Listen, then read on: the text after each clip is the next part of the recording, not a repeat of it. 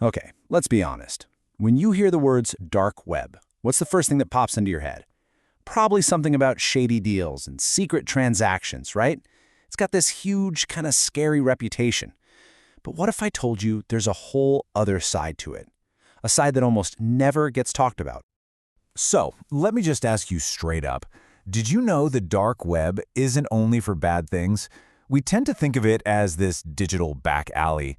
But what if it's also a lifeline, a powerful tool for good, used by some of the bravest people out there? Let's peel back those myths and really look at what's going on. But hang on, before we go any further, we have to get something super important out of the way.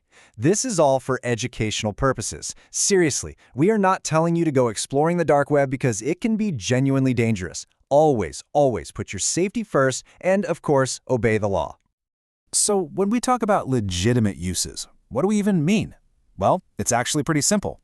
We're just talking about the good, helpful, and totally legal stuff. You know, uses that actually protect people and support basic freedoms.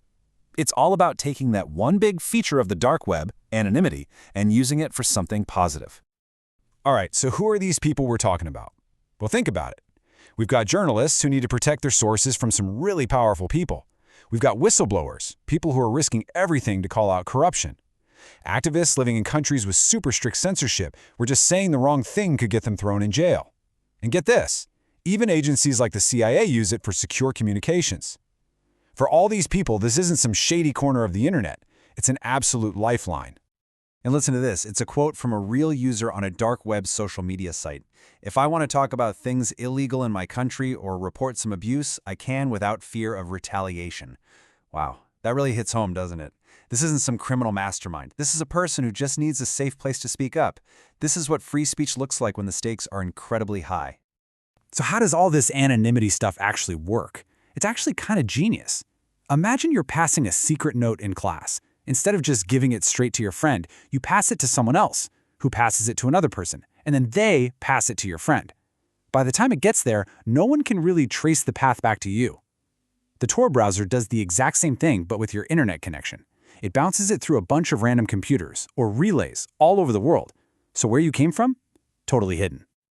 Okay, get ready for this, because this one fact might just blow your mind. You'd probably guess that anyone using the Tor browser is deep in some hidden secret website, right?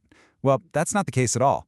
A major study found that a whopping 93%, let that sink in, 93 of people using Tor are just visiting the regular internet we all use every day, like Google, YouTube, the BBC, but they're doing it with an extra layer of privacy.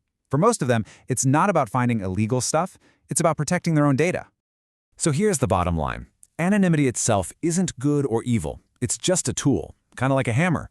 You can use a hammer to build a house, or you can use it to break a window. It's all about who's holding it and why. The exact same technology that protects a journalist can be twisted and used by a criminal. The privacy that frees an activist can also shield a hacker. It really all comes down to the intention behind it. So you might be thinking, okay, that's interesting, but why should I care? I'm never going to use this stuff. And that's a fair question, but here's why it matters to all of us.